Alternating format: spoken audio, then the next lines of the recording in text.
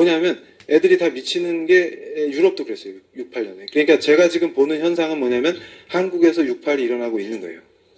근데 이 불씨를 우리가 꺼트려야 되는 거지. 그러니까 쟤네들은 그게 확 불이 붙었는데 그게 뭐냐면 음란한 게 배부르고 등 땄으니까 음란한 짓을 좋아해요. 그러니까 히피 문화가 싹 휩쓸어. 그러고 있었어요. 근데 음란하기만 하면 이게 정당화가 안 됩니다. 그냥 음란한 거니까. 근데 여기 항상 이론과 이데올로기가 달라붙어서 체계화되게 돼 있어요. 히피 문화가 싹 쓸고 있을 때 뭐가 들어오냐면 얘들이 우와 혁명을 하고 싶은데 못해. 근데 마침 그때 베트남전 반전 운동을 하면서 전 세계 좌파 애들이 연대를 하게 됩니다. 그래서 국제 조직이 만들어져요. 그러면 국제 조직을 딱 만들고 나면은 항상 이데올로기는 뭐냐면 자 예전에 김일성이나 그 일당이 깜짝 놀랐던 게 남한의 김영환이가 강철 서신으로 교육을 시켜갖고 남한의 주체사상을 신봉하는 주사파가 만들어졌죠. 근데 북한 애들도 제가 연구하면서 깜짝 놀란 게 북한도 당황을 하더라고. 아니 어떻게 얘네들이 이렇게 했지? 그러니까 이게 뭐냐면 주체사상이 저항 이데올로기가 될 수 있다는 걸 보여주는 건 위험한 겁니다. 북한한테도. 이해가 되세요? 그러니까 황장엽이가 인간 중심 철학으로 주체사상을 손볼 때 얘네들이 위험을 감지했어요. 뭐냐면 인간 중심의 이 주체사상으로 황정엽이가 변신하는 걸 김일성이가 좋아했는데 김정일 때 보니까 이렇게 가르치니까 그럼 바꿔볼 수 있지 않을까? 우리가 문화의 창조자라며 이런 생각이 들어야 안 들어요. 위험한 거예요. 그러니까 얘들이 성군 정치로 딱 치고 나간 거예요. 김정일이. 그러니까 그 흐름을 알면 얘네들이 절대로 핵을 포기하지 않는다는 걸 그냥 알 수 있어요. 그 이데올로기의 흐름만 봐도. 근데 만들 리가 없어 했던 사람들이 많았잖아요. 고조 왜 그랬는지 정말 모르겠습니다. 근데 그 흐름이 있단 말이에요. 그런데 자 보세요. 그 흐름이 쫙 있는데 힘드시죠? 지금 막 괴로움이 막 느껴져가지고 제가 이게 말을 못해요. 그래가지고 이런 흐름이 있잖아요. 근데 여기 남한의 좌파들이 볼 때 그 고통은 엄청난 겁니다. 그러니까 성군 정치를 했는데 그렇게 해서 결과가 어떻게 됐어요 지금? 그러니까 이 와중에 떠오르는 샛별이 있었는데 자 서유럽의 좌파라고 생각해보세요 여러분이. 그럼 뭐가 지금 고통스러워요? 레닌 동지가 혁명을 성공해서 기대를 했는데 스탈린 때 보니까 이게 개판이야. 전부 수용소만 늘어나고 해방된 인간이 아니라 더 괴로워 지금. 해방된 사람이 없어. 죽어나고 시체만 쌓여. 그러니까 어떻게 돼요? 자기들도 눈이 있는데 괴롭죠. 그런데 여기서 혜성같이 나타난 사상이 있었는데 그게 뭘까요? 마오이즘이에요. 마오이즘. 마오는 더 지독한 건데 얘네들이 멀리 있어서 실체를 못 봤나 봐. 소련 옆에 있는데. 그러니까 마오가 대약진 운동할 때만 4,500만이 죽어요. 그것도 통계를 제대로 안 됐는데 제가 좋아하는 그 프랑크 디케토 교수라는 사람이 목숨을 걸고 중국 공산당이 자료를 못 보게 하니까 목숨 걸고 자료 수집해가지고 책을 썼다. 마오에 관한 거를. 시리즈로. 근데 그때 규명한 게 뭐냐면 숨긴 거 빼고 드러난 것만 4,500만이 그 짧은 시간에 죽습니다. 대약진 운동할 때. 엄청난 거예요. 근데 그 엄청난 독재자 마오를 존경한다는 자가 한국에 있었어요.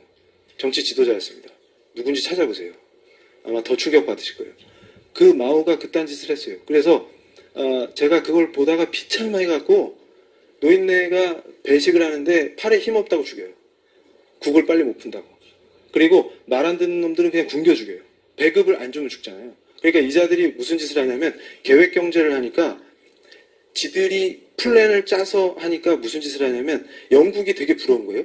그래서 제가 야 영국이 부러우면 신앙을 가져라 그러면 선교사를 받아들여가지고 니들도 종교개혁을 해. 이럴 텐데 이 자들은 뭐냐면 마오쩌둥이 선언한 거야.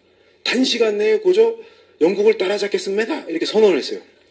그러니까 영국은 자본이 있는데 우린 돈이 없잖아요. 중국은. 근데 중국이 자랑하는 게 뭐가 있어요? 사람이 많아.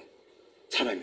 그러니까 요걸로 단박에 영국을 따라잡겠다 선언을 해놓고 뭘 하냐면 사람들을 다 모아가지고 할당량을 줘서 생산을 엄청나게 시키는 거야. 그랬더니 무슨 짓을 벌이냐면 거기서 생산된 걸 쓸 수가 없어요. 왜냐하면 품질이 떨어지니까. 그럼 뭐만 낭비한 거예요? 자원만 싹 낭비한 거야. 그러니까 다 굶어 죽는 겁니다. 이해가 되세요? 그래서 4,500만을 죽였어요. 거기서 왜 이런 바보 짓을 해? 그럼 다 죽여버려요. 그리고 저 같은 교수, 제가 커피 좋아하거든요. 그럼 죽여버려요. 왜 죽여요? 그러면 커피 좋아하잖아. 고조 부르주아 물이 들었습니다. 그래서 죽여. 그러면은 어떻게 돼요? 이제 사람들이 부글부글 끓을 거 아닙니까? 참새 다 죽인 거 아시죠? 그 얘기는 유명하잖아, 참새. 모르세요? 아, 우리 그 성경 공부만 열심히 하니까. 그러니까 이 바보들이 아니 참새가 그거 나달 쪼아먹는다고 참새를 다 죽이게 한 거야. 그랬더니 벌레가 들끓어갖고 다 굶어 죽었어요. 끝내줘요. 근데 우리도 그 꼴 납니다. 제가 지금 경고하는 거예요, 지금. 저 미친 애들이 저거 정신 못 차리면 우리도 그 꼴 나요. 좋단다 이러면서 참새 잡으러 가자 이러면 야 고조 참새를 잡읍시다 이러면서 다 잡으면 다 굶어 죽어요. 그러면 어떻게 했어요?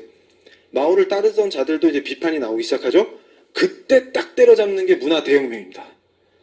그러니까 지 권좌를 지키고 지를 우상숭배하게끔 만드는 혁명을 하는데 그게 문화 대혁명이에요. 그때 내놓은 게 뭐냐면 자 정통 막시즘을 뒤집어요.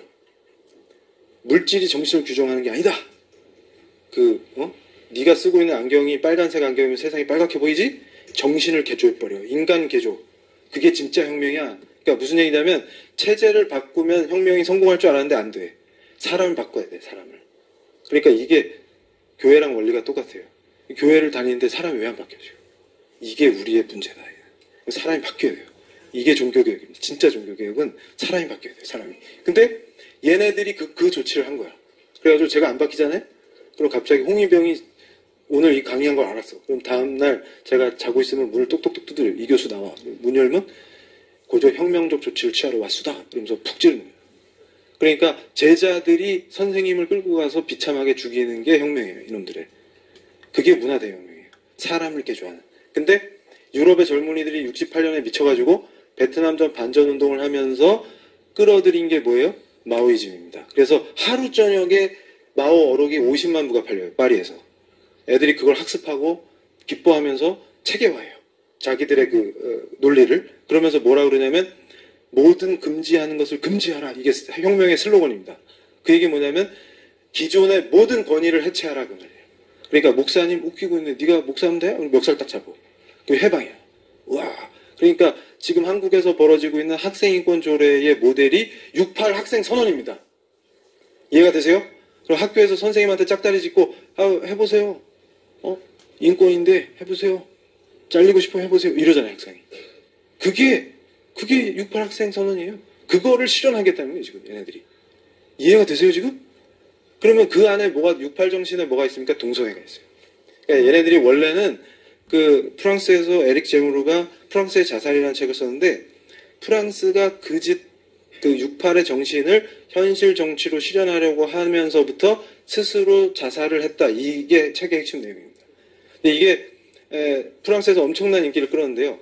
제가 그 내용을 분석하면서 깜짝깜짝 놀랐어요. 그러니까 무슨 얘기냐면 원래 동성애자들이 밝은 세계로 못 나오고 있었어요. 그런데 나오게 된 이유는 치료를 받고 싶어서. 왜냐하면 이 고통이 너무 심해요. 질병이 너무 많으니까 치료받으려고 나왔는데 이거를 뭘로 세팅하냐면 성정치 성혁명으로 딱 세팅을 합니다. 그러니까 이게 드디어 혁명 전술로 변신을 하는 거예요. 이제 드디어. 이게 이데올로기화되는 과정이에요. 그러니까 자 이거 소수자 인권 프레임으로 딱 짜요. 그러니까 제가 항상 얘기하는 게 이건 프레임 전쟁이다 이거예요. 프레임 전쟁. 그래서 이 프레임을 이기려면 대항 프레임을 잘 짜서 붙어야 돼요. 근데 제가 보면 항상 그걸 못해. 그거 하자 그러면 제 얘기를 안 들어요.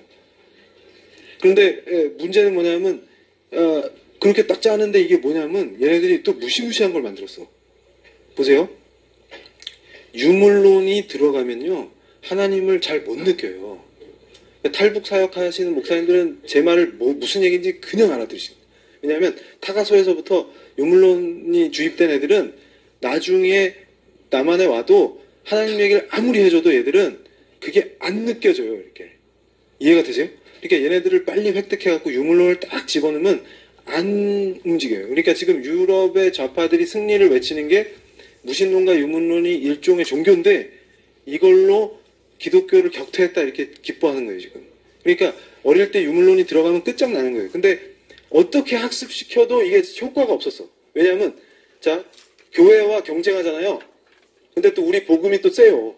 그러니까 경쟁을 하면은 이길 수가 없어요, 애들이. 우리랑. 그러니까 공정 경쟁을 하면은 우리랑 얘들이 이길 수가 없어요. 근데 게임을 완전 싹 쓸어버린 판이 나왔어. 뭐가 있냐면, 자, 보세요. 성을 해체하는 거야. 이게 무슨 얘기인지 잘 들어보세요. 자, 얘네들이 뭐 해요? 자본주의를 하니까 사유재산을 인정해주니까 부의 불평등이 생기죠. 그럼 평등하게 하려면 어떻게 돼요? 사유재산을 부정해버리면 되죠. 그러면 제가 아까 처음에 뭐라고 했어요? 존이 조선 땅에 와서 복음을 전하러 왔더니 코가 없는 여성이 있다. 우리 역사에서 이 예수님 모르던 시대의 여성들을 얼마나 학대했어요. 얼마나 괴롭혔어요. 정말 왜 그랬니? 이런 마음이 들잖아요. 근데 예수님 믿고 정신 차려가지고 뼈와 살이다 이러면서 충성을 바치잖아요. 그런데 그렇게 하면 되는데 이거를 얘들은 어떻게 하냐면 불평등하지?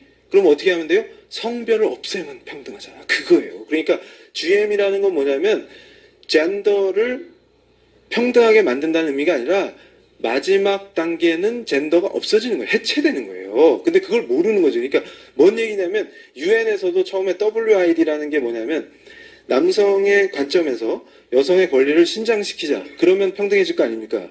이렇게 갔었어요. 근데 이렇게 하면 뭐예요? 한계가 있어요. 뭐 어떤 한계가 있어요? 결국 남성의 시각에서 남성 중심으로 여성을 끌어올리는 거잖아요. 그럼 결국 이건 뭐예요?